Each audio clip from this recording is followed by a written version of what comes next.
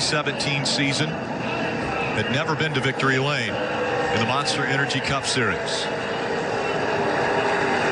His career almost ended in the Xfinity Series when Jack Roush sat him because he was wrecking too many cars.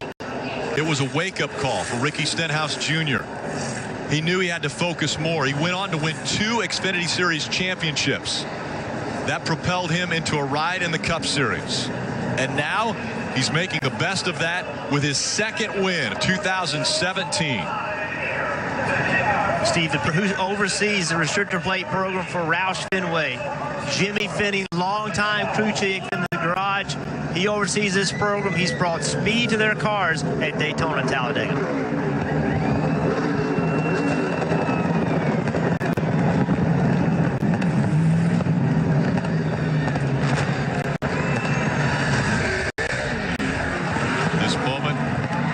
Presented by Sunoco, fueling victories all season long. Stenhouse Jr. on this 4th of July weekend, helping with quite a few of the fireworks on the track today and tonight. And now celebrating in front of the grandstands for all the fans to enjoy. What a race they've been able to see here at Daytona. Right on the finish line. He's climbing out of the car as he's doing the burnout.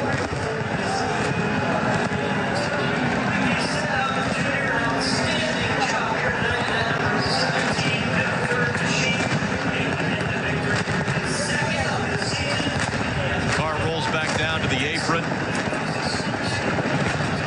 He's going to climb out and have a better listen to the roar of the crowd. Look at the celebration on top of the car.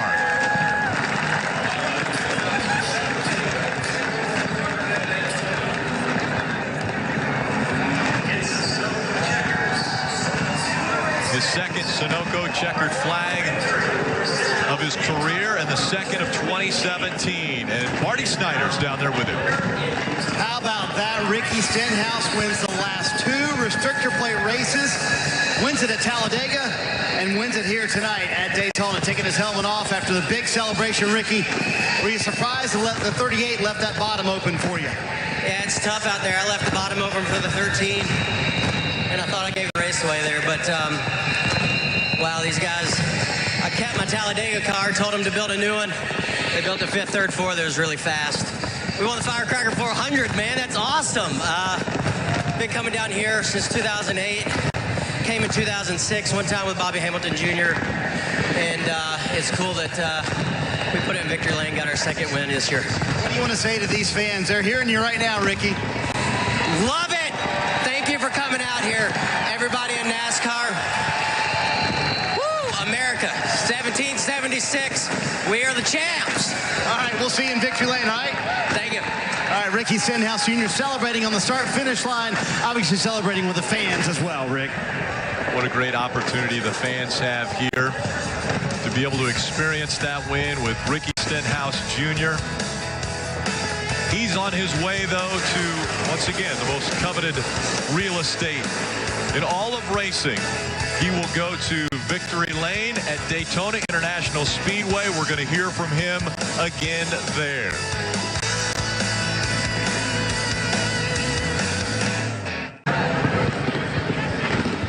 Welcome back to Daytona. Officials will check the lug nuts on the 17 as he makes his way to victory lane. All smiles for Ricky Stenhouse Jr. 29-year-old from Olive Branch, Mississippi, gets his second win. And take a look at the point standings. Ricky Stenhouse Jr. with 2 wins, 10 playoff points. The cut line, Matt Kenseth, Joey Logano on either side of it. 9 races until the playoff will be set at Richmond, and that cut line is extremely tight between Kenseth and Logano. And there's still all these big names without wins. Ricky Stenhouse Jr. doing his job, getting his second win but all kinds of big names that if they continue to win, it's going to completely change that picture as we move through the summer.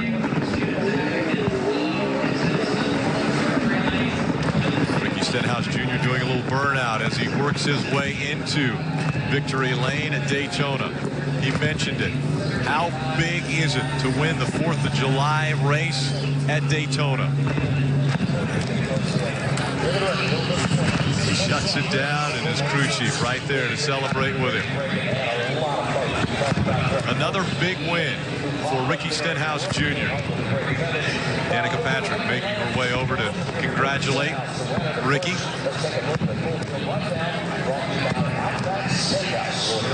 Krista.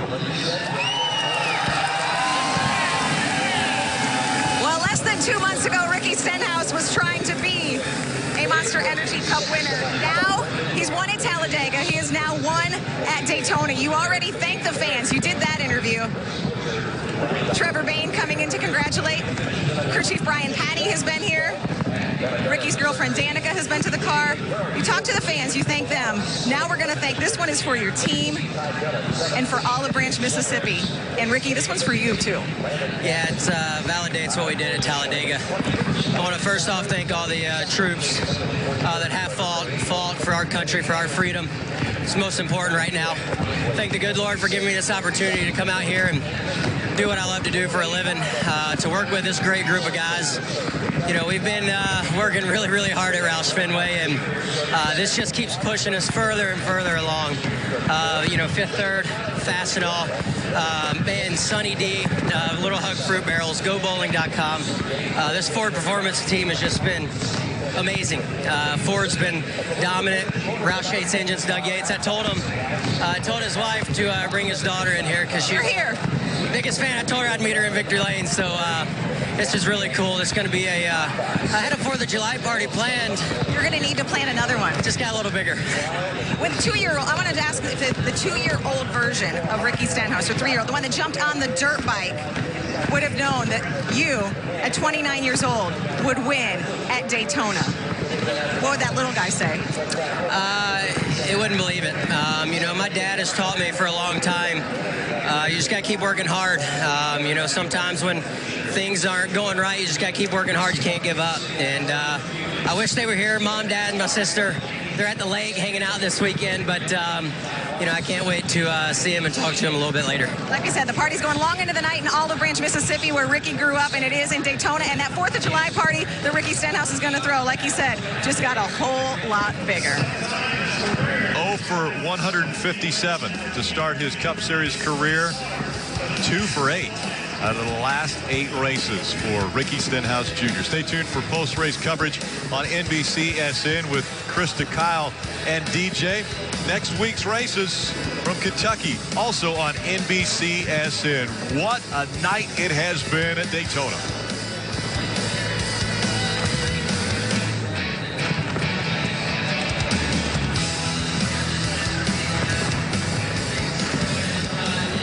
And welcome back to Daytona.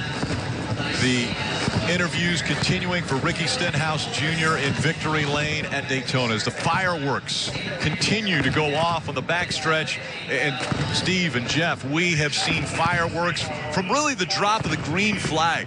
They have been aggressive. The drivers were jockeying for position on virtually every lap. Multiple lead changes throughout this race and multiple big ones. Rick, it always seems to happen. The series comes back to Daytona, 4th of July weekend, and it hits everyone. This is the second time back to this racetrack. The season is coming to an end. The regular season, only 10 more races until Richmond. And I think that's what we saw on the racetrack. There are teams that have put themselves in the position. Dale Earnhardt Jr., Joey Logano, Chase Elliott. They're still searching for that win, and they drove like it tonight. We saw big moves, aggressive moves, and in the end, a bunch of players at the front of this field that we weren't expecting to see, and they put a remarkable show on in NASCAR overtime. Yeah, Ricky Stenhouse Jr., he's emerging as one of the best drivers at these plate races. 2 wins this year, first wins of his career. The first one coming at Talladega.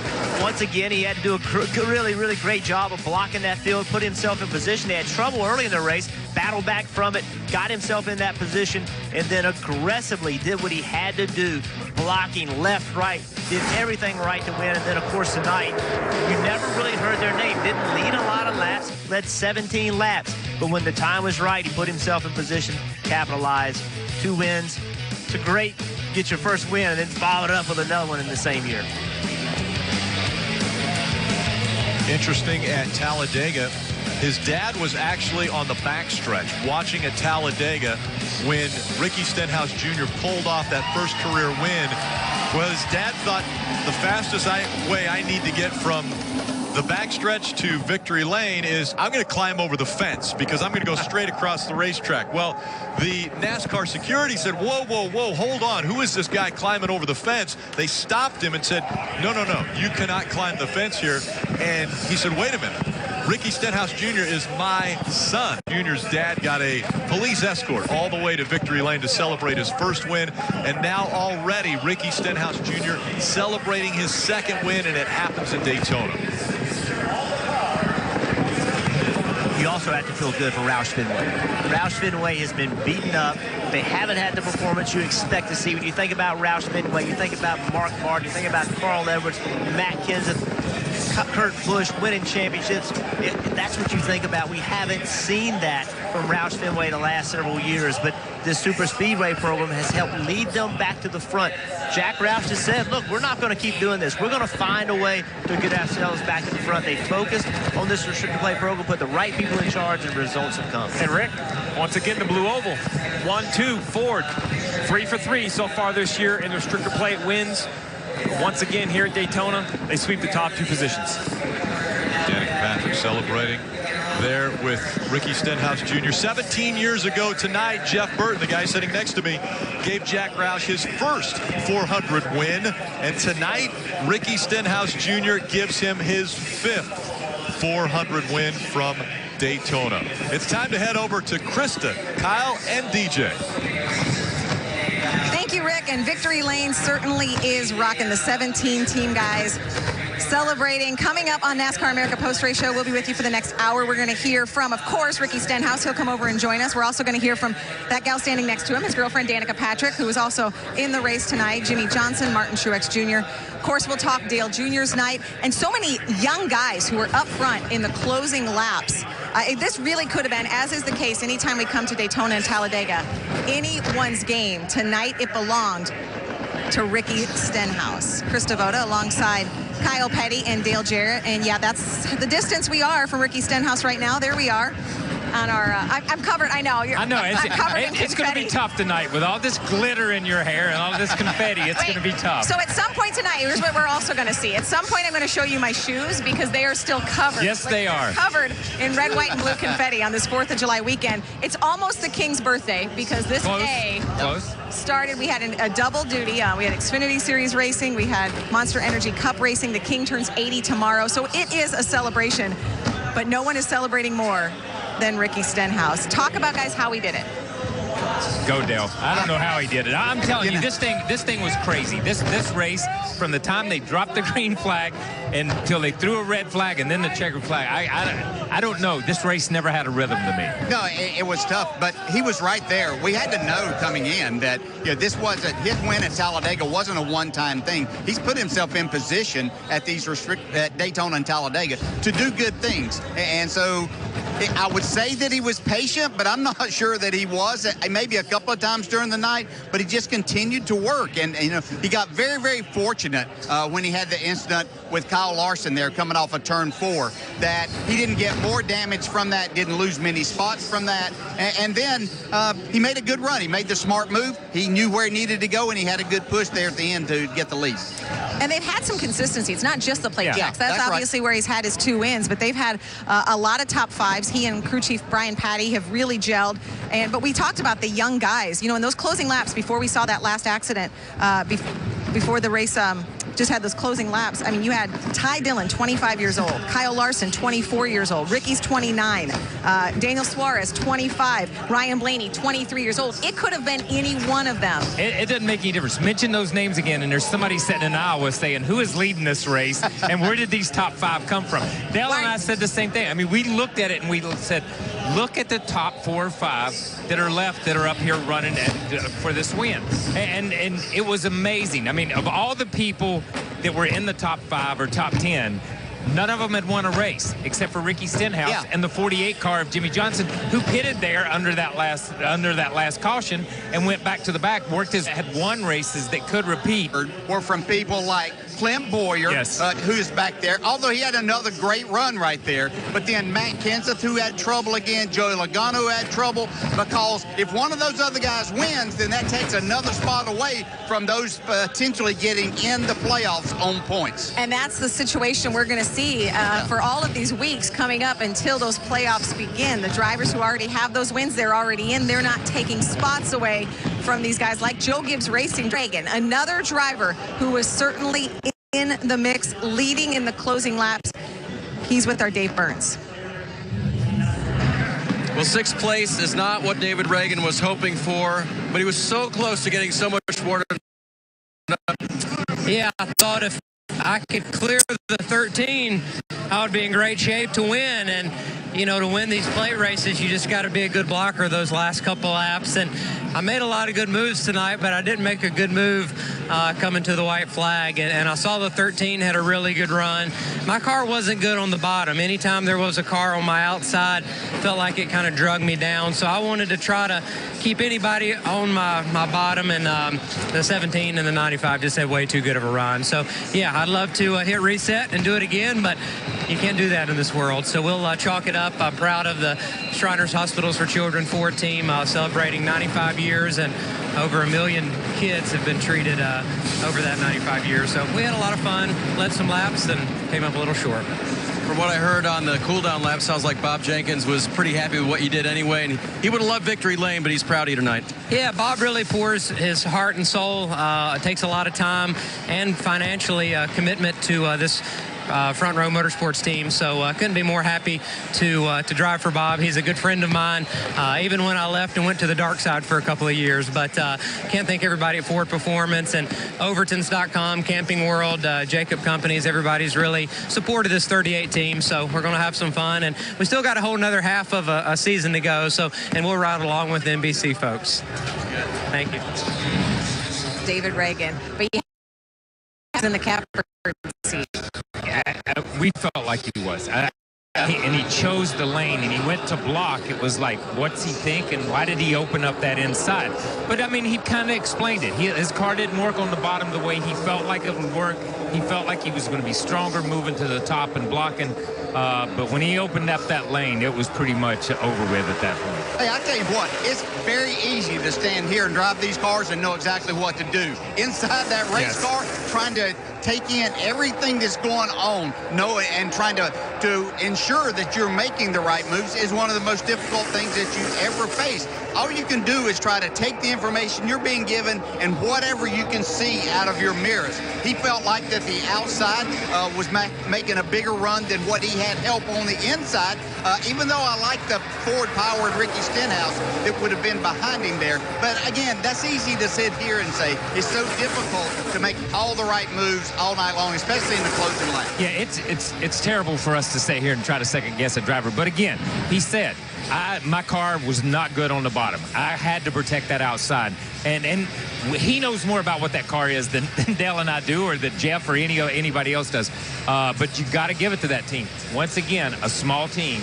They outkick their coverage for sure. Yeah, and I will tell you this, that it's easier to see a run coming from the outside through your mirror than a car closing on you, because you really can't see the car behind him. So you see that car coming, and if it's just one car, then you're not really worried about that. But obviously, Ricky Stenhouse had help from Michael McDowell there, so they had a lot more speed than David Reagan anticipated. And Ricky Stenhouse has now won at Talladega and Daytona. David Reagan has won at Talladega and Daytona. You talk about sort of not knowing or just making a split-second decision for the best line for your car to be in. I mean, we've seen drivers like Denny Hamlin, Matt Kenseth, even Dale Earnhardt Jr. choose the wrong line at a certain time. So David Reagan, no question, always a factor when we come to these restrictor plate tracks. And now we have to say Ricky Stenhouse is probably one of those guys as well. Let's hear from another driver who finished top 5 tonight. Dave Burns spoke just moments ago with Ryan Newman. So for a place where they say that your strategies don't always work out, this one worked out pretty well. You had the stay out of the way on pit road, pit a lap later than everybody, and then 4 tires at the end almost got you the win. Yeah, I got everything but an ice cold Coke slushy when I was pitting there. We were taking our time and didn't race, really didn't want to race because of the way it was all kind of unfolding. I was watching the guys being crazy, and they didn't crash. And then eventually they'd crash, and it wasn't as big a crash as I expected, and just kind of rode around in the back. And it's not the way I like to race, but it paid off for a top 5 for us today. Talk about the final run then coming through, Ryan, with those fresh tires. I just knew we were better. Our car is better to keep the momentum up on the top side. It doesn't like to be on the bottom, so I stayed in the middle or the top. And, that lane went for me, and we got a couple breaks to 5th, and whatever it was for 3 laps. So it was good. Good. We could have used one more, I guess. There you go. 5th place in a pretty clean race car for Ryan. Clint Boyer comes home 2nd at Daytona. Wow, what a night, man. Back to front. It seemed like you guys were trying to throw everything at this car, and you seemed like you had the speed to get up to the front. What did you need to maybe get the win? Just, situations. I mean, what a fun race. It was a fun race all night long. Our Mobile One Ford was strong. Got shuffled out in that second stage. Kind of bummed me out. I was wanting those stage points. But it wasn't that big a deal because I knew we had a fast enough hot ride to get back up front. Then at the end, man, it's just every man for himself. You're beating and banging. I mean, both sides are ground off of it, everything else. But good night. This bridesmaid deal kind of sucks, though. That's 2 in a row. I want to win. We're in this business to win. That's what Tony and Gene pay me to do. But proud of everybody in Mobile One Ford, Haas Automation, Mobile One, Rush Truck Centers, everybody, Monster Energy. We're getting close. Damn it. I want to win. Hey, real quick before you run away, I just want to ask you about the playoffs. You're on the bubble, man. Points is going to matter. Getting those stage points mattered, but getting victory lane is going to matter the most. Where do you foresee that happening in the future? Well, you gotta gain on it, man. That's 2 second places in a row. We're there. We're knocking on the door. We're doing all the right things. This team is phenomenal. I'm so proud to drive this car for Booga and all these guys on the 14 team, teammates, everybody at Stuart Haas. We're all clicking on 8 cylinders. A ton of fun right now. Clint Boyer brings it home 2nd tonight. Clint Boyer is close to that win as well. Something that's really cool, Ricky Stenhouse, he talked about it just when I spoke with him in Victory Lane. He said he has to, he had a 4th of July party planned. He now has to make it a little bigger because all the people who are going to want to come over. We need to remind him that on Wednesday, he still needs to show up with you guys at the Hall of Fame. Hall of Fame, yeah. I've got the Daytona winner, so it's great to have. That's a good way to start things out at the Hall of Fame. Great way to start things out at the Hall of Fame. I'm telling you, this race was so exciting. I don't know if y'all noticed it, but look at my mic flag. Is it upside down? I think it's upside down. This race was so exciting. My mic flag is upside down. That's my fault, It's done people. a flip. That's my fault. That's Kyle, my fault. Even we were going to blame you no matter what. It was me. It was me. But I'm telling you, man, to start off on Wednesday with our first NASCAR America from the Hall of Fame, and to be fortunate enough to have that guys right there to be able to walk us through this again. I'm not sure he's going to be ready to sit down and talk by Wednesday. Yeah, we're going to have a different driver every week from the Hall of Fame, NASCAR America, now on at 5 p.m. Eastern daily. We're going to hear from more drivers, and we'll talk to Ricky Stenhouse again when he joins us. We're just a few steps away from him right now. Kind of entering my Cup career, Kentucky was one of the few tracks that no one really had any experience at. So when I went to Kentucky, I just seemed to kind of click right away. Keselowski has won for the 3rd time at Kentucky. It's something I don't ever take for granted, but I can tell you that each and every time I get in a race car, I want to win. And that's the way it's got to be.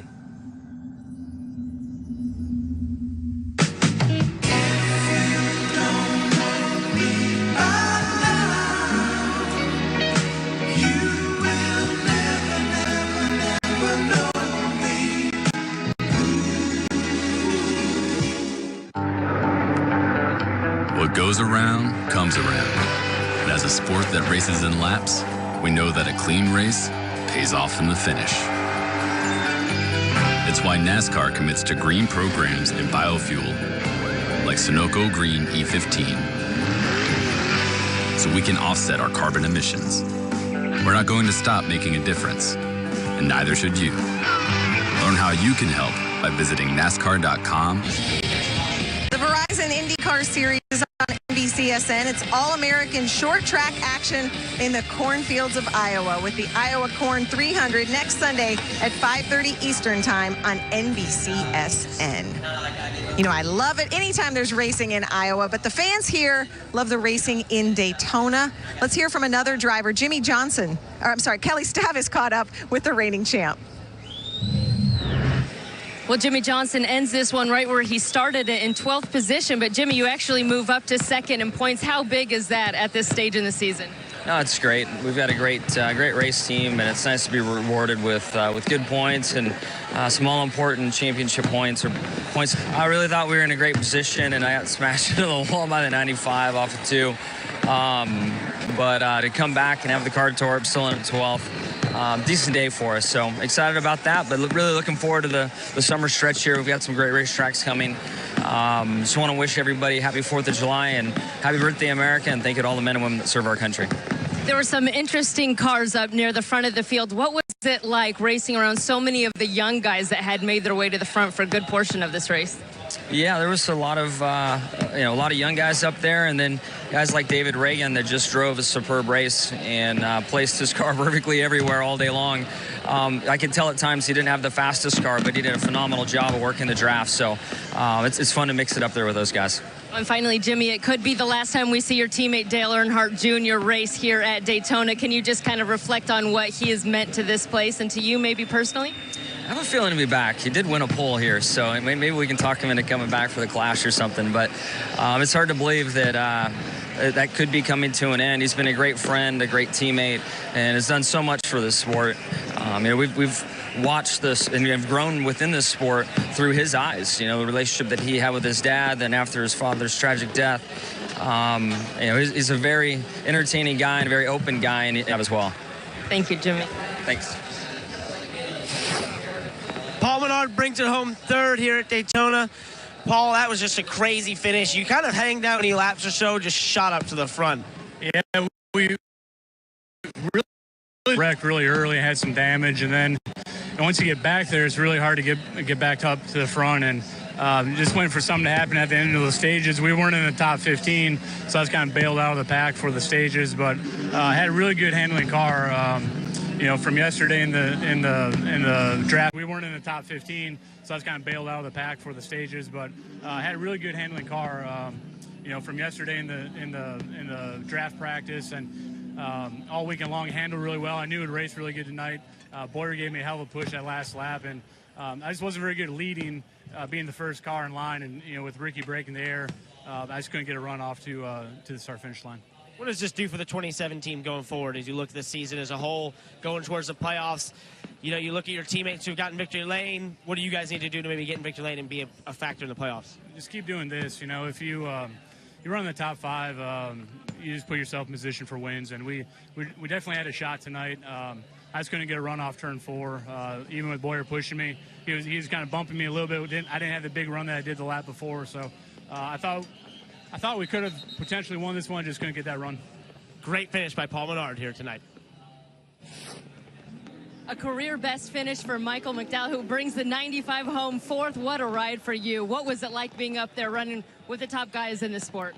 Yeah, it was a great run from us. Really building off a Daytona 500 where we ran in the top 5 and ran out of gas. We knew we had a fast car. Todd Parrott, John Leonard, all the boys at Levine Family Racing did a great job. It wasn't without trouble. We were around a lot of the carnage out there and was able to make it through. It was a lot of hard racing tonight. It's 3 wide, bumper to bumper all night long. It's great to get a top 5. We're really excited about that. But coming off of turn 4, coming to the white second, I thought maybe I had a shot at it, but Ricky and I were just too far out, and those cars behind us had a big run. But very thankful for the opportunity that all the owners at Levine Family Racing have given me, and WRL, K-Love, we got great partners, but we need more to keep going and to keep running like this. I was going to ask you, because you come here after a great finish at Sonoma, how is this team able to do so much with so little compared to a lot of these other teams? Great people, and just they're relentless. They work hard. They work their guts out. Everybody back at the shop, putting the bodies on, working on our chassis, ECR motors. We have great power under the hood. That helps. Great effort tonight. Thank you. I had said David Reagan, one of the good guys of the sport. So is Glendale, Arizona's Michael McDowell. Ricky Stenhouse still in the car when he pulled into victory lane. His girlfriend Danica Patrick there to greet him. Ricky Stenhouse joins us coming up. Stenhouse Jr.'s best finish at Daytona was 5th in this race last year. That's pretty good, but this one feels a whole lot better. Ricky Stenhouse celebrating with a burnout for the fans.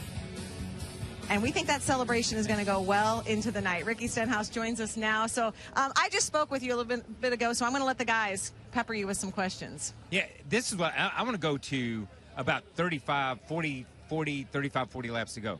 Some of the most intense racing and aggressive racing. Blaney, you guys blocking at the front. What in God's name was going on out there? Well, you just want to be leading. These plate races this day and age is you can control the race. And so I thought the couple times I was out front, I could control the race and really just focus on who was behind me. And so had a big run on the 21. I thought if I could get to the inside of him, clear him, and get up, I could control the race. Instead, I hit him in the left rear quarter panel and the bumper, and we got split, and then we fell to the back. So I was like, dang it. That was our shot, but luckily we had enough laps. And man, when I got clear on the bottom, this Roush Yates engines, this car that Jimmy Finning prepared, just really drove up the bottom nicely. Okay, let's go to the end of the race then. You had a couple of restarts to deal with. You were basically, I think, in third both times for these restarts. And so what were you thinking on this? Did you have a plan in mind, or is it kind of like, okay, I'll just see what takes place? This is the last one. Yeah, I think for me, I think on these restarts, if you go with a game plan, it never really works out. Yeah. So you just go on the fly. And, I actually was glad that I was in third that restart. I was fourth the restart before, but, David Reagan's a great plate racer.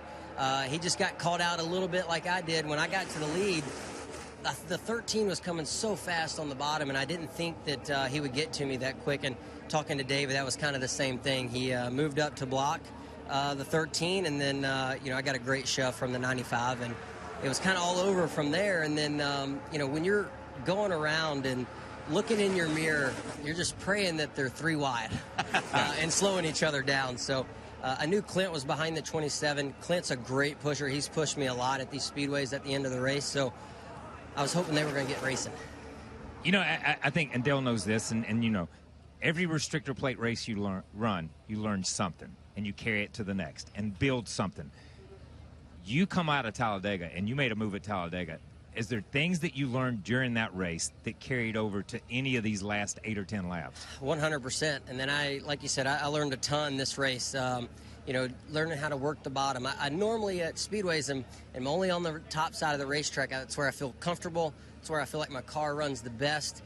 But actually trying to keep the right gap of the cars behind you when you're in line, because for whatever reason here at Daytona, you can really slow down each other really fast, and it races so much different than Talladega. So, I learned to work the bottom a little bit, learned to try to keep the guy behind me, let him get to my bumper at the right point of the racetrack, and keep propelling us forward. Okay, so in a minute we're going to talk about Doug Yates, because I know that horsepower is good. Ford's won the 6 straight on the plate awesome. tracks, and 10 of the last 13. But let's talk about other things that you have to have besides a good engine and a good Ford car, and that's a little bit of luck, because I think you were pretty close to a couple of things that happened. Kevin Harvick, whenever he cut his tire right here, what was going through your mind at this point? Yeah, wow, that thing spun around really fast. So, we missed a lot of wrecks today. They were right in front of us. My spotter, Mike Herman Jr., longtime racer, great spotter, telling me where to go, really kept me out of trouble. And like you said, a little luck, just being at the right place at the right time. And, even with the 42 there, he wasn't clear. And, when I was there, I kind of checked up a little bit. And, we were able to go underneath them. So that was lucky as well. We didn't have a tire rub after that, and we got to race it out. There's not many times you can stand in Victor Lane and talk about driving underneath a car at these times. But do talk about Doug Yates and the work and the effort that they put forth. I know they've done it for a long time. He had a great mentor in his father, Robert Yates. But it's nice to have that as a driver here to utilize at the times whenever you have a good run and you can make that work when you get out front. Yeah, it's awesome. My dad, back when I was about 4 years old, went and had a meeting with Robert Yates about a job interview, and I was sitting in his lap in his office at his shop downtown. And it to all come back full circle, me and Roush Yates Power for Doug and Robert is really neat. So that's something that my dad will never forget. He didn't end up working there, obviously. He builds engines himself and built all my sprint car engines, but that was a cool story. Yeah, that's the engine part, okay? Tommy Wheeler and Jimmy Finney walked by here, and I said, hey, dude, congratulations. I didn't even know your name last year because we didn't know where you guys went to, where the Roush went. But you've got to have a car and the equipment to put that engine in. How did you guys get to where you're at this year in such a short period of time? It's tough to climb back up and get back to the top of the heap as quick as you guys have. It doesn't feel like a short period of time. Yeah, I'm sure it does. Man, we've worked so hard. I've been in the Cup Series since 2013. Felt like we started that year off fairly strong. I thought we could have won Kansas, my first time at Kansas in the Cup car. And really, since then, we kind of just fell off. Every year, we just lost a little bit. We feel like we've been in this rebuilding program since about 2015, bringing the right people over, moving people around. And, I think we put the last pieces to the puzzle in place this offseason. Nick Sandler was my crew chief the last 2 years. One of our best engineers. We moved him in charge of engineering. Tommy Wheeler, Kevin Kidd, Brian Patty coming over as a crew chief brings a lot of confidence. Yeah. He's won in the Cup Series. He's almost won the championship with Clint. And that confidence that he brings to the team is really important as well. Well, I know the relationships of Jack Roush, Robert Yates is so important to you. You guys may not even know this. Earlier today, Roush Yates won their 300th race with Jack Roush Jr., the driver, Watkins Glen in the Continental Tire Series. Dang, so we were 301? Yeah, sorry. You missed 300 by that much. By an afternoon. But you also mentioned the fact that the Yates girls, they were here in Victory Lane. Oh, yeah. So what you said earlier today, that you said, I'll meet you in Victory Lane. Yeah, they came up. I was actually getting in the car, and Whitney brought them up, and she's like, can we get a picture with them? And I said, yeah, sure, come on.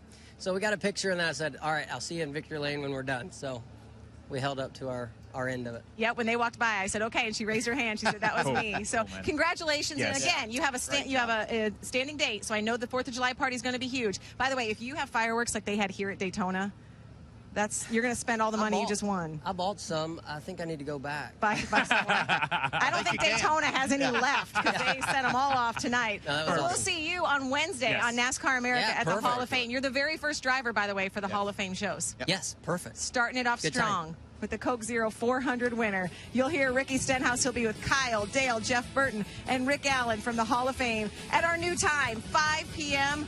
on Wednesday. More to come here from Daytona.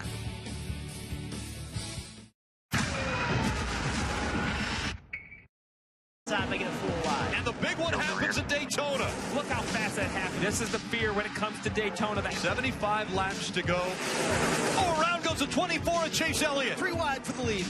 Around goes Harvick. Up in the air goes the 42 of Kyle Larson. Ricky Stenhouse Jr., a power move, white flag in the air. He's going to get it at the biggest stage.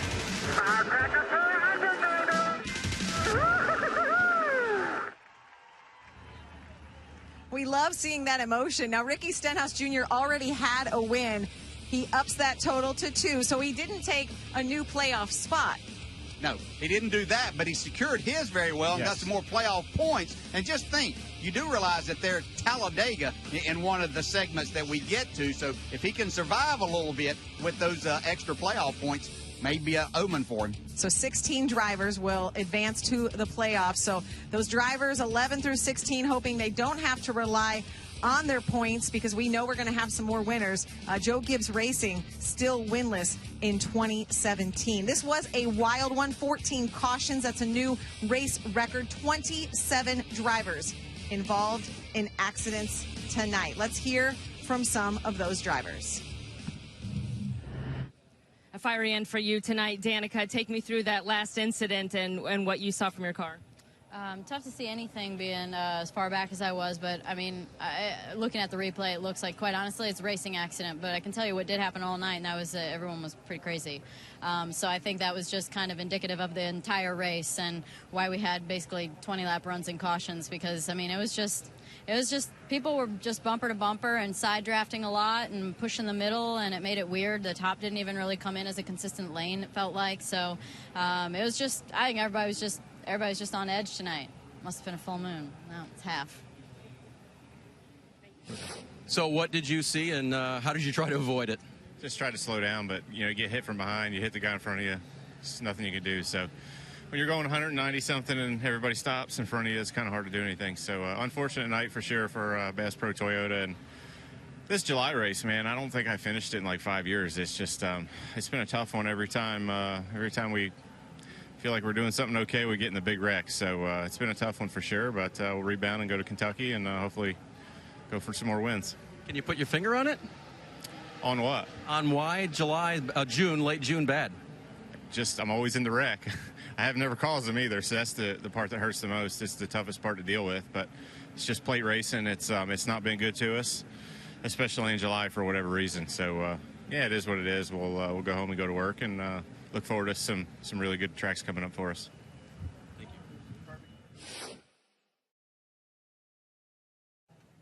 Matt Kenseth actually drove his car back to the garage, but just released from the care center. I know this is not how you wanted the night to end, but picking up that stage win, any consolation? No, not really. It's been pretty disappointing. It's been really hard to get a finish. Jason had a great strategy tonight and had us out front. Obviously, I should have got down in front of the 17. He made up a lot more ground, through 3 and 4 than I thought. I should have got to the bottom and tried to get by the 5 there, but I thought we were still in okay shape. And then the 5 got real loose into 1. Something happened and it checked our whole lane up. And then as luck would have it, as soon as we lost those 10 spots, the wreck happened. So just nowhere to go. Disappointing end.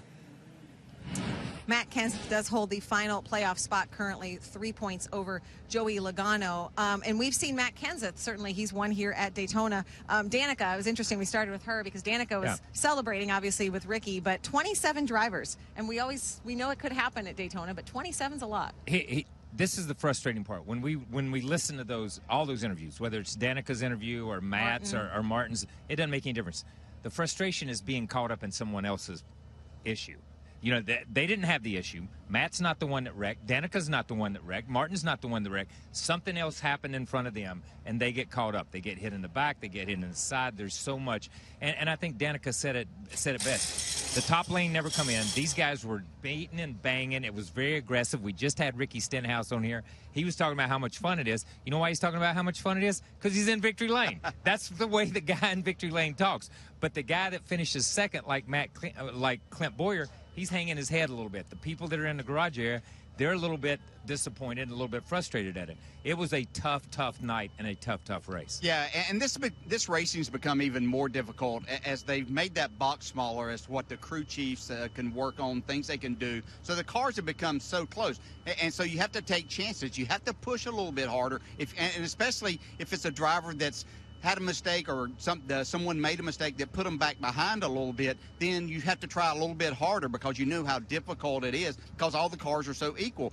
As we saw, we came into the night saying literally anybody could win, and we saw that almost happen, except a guy that's a really good plate racer took over at the end and won his second race. So it's frustrating. It's some of the most fun racing that you do, but it's some of the most frustrating you ever try to do. That sounds like my game of golf, by the way. Yeah, we talked all pre-race, 2.5 hours, about how it was likely Dale Earnhardt Jr.'s final Daytona ride, at least the final one in his full season. We'll talk about his day. Jimmy Johnson sort of reference. We'll see Dale back here at Daytona. Let's talk about that next. The hour starts most places? Yeah. It does now because NASCAR America is on at 5 p.m. every day. Our Coke Amazing Moment. There you see the Monster Energy logo. Yeah, it got a little tore up today at Daytona. Let's show you our Coke Amazing Moment. Daniel Suarez. This is with about 22 laps to go.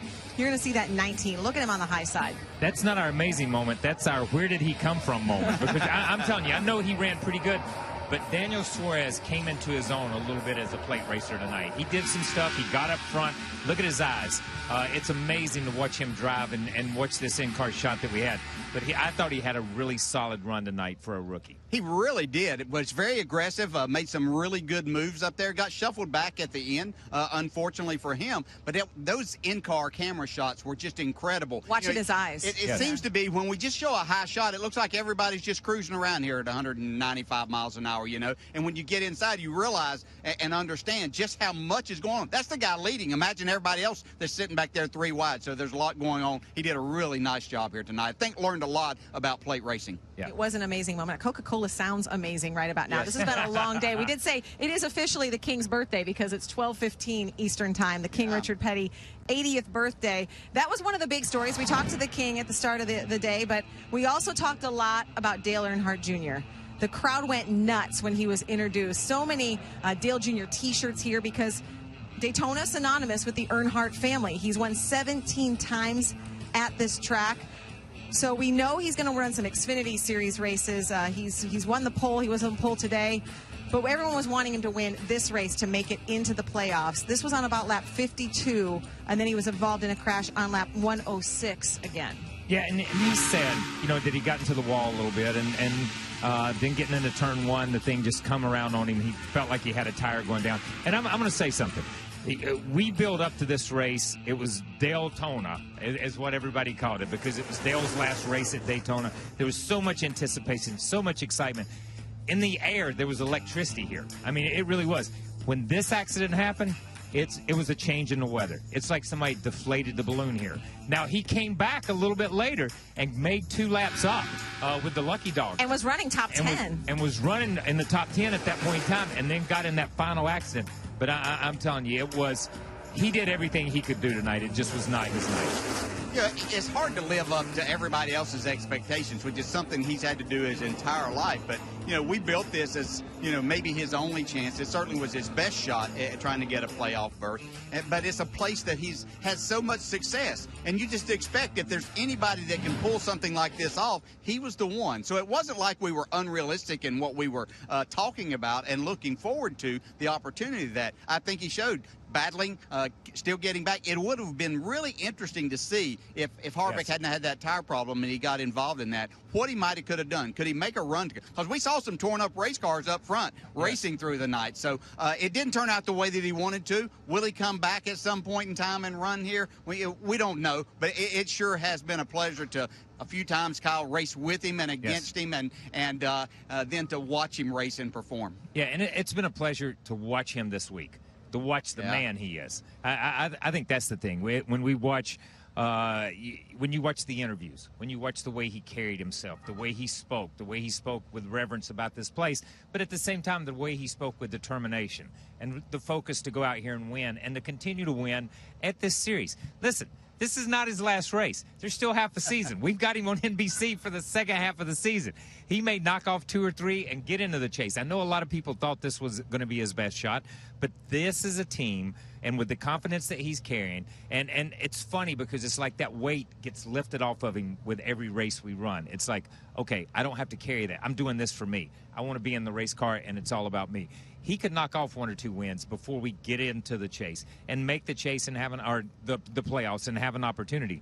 But it was a fun week to be down here and watch him sit on the pole. Yeah, the good thing is they've shown some better speed, and I think once you show that and you're able to start running up in the top 10 on your own, then that gives you opportunities. So I think he and Greg Ives will probably sit down now and say, okay, as we go to some of these racetracks that are coming up, if the opportunity presents itself, we could care less about a stage win or gathering points. Those aren't going to do us a bit of good if we're not in the playoff. So we've got to look at setting ourselves up for a little bit of strategy that's going to be different from others when we have a fast enough race car to make all of that happen. And you talked about the composure of Dale Jr. Marty Snyder talked to him at the start of his night. You could hear the emotion. He directed everything back to the fans. He said, I know the fans want this. I'm going to do everything I can. And then when we talked to him coming out of the care center, he said it again. The fans have been behind me. I appreciate it. And we're going to try to do something special for them in his final year. Well, we're not done here at Daytona, and Dale's certainly not done with this season. As we said, we're going to spin things forward to Kentucky. Ricky Stenhouse is certainly looking forward to that. It's fun. Ricky Stenhouse certainly excited. He is going to be excited when he joins us on NASCAR America Wednesday at 5 p.m. 5 p.m. every night now for NASCAR America.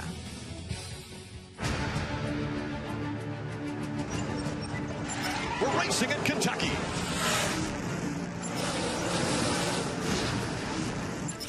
Kyle Busch is going to win at Kentucky. Brad Keselowski will win. Yeah, that was awesome.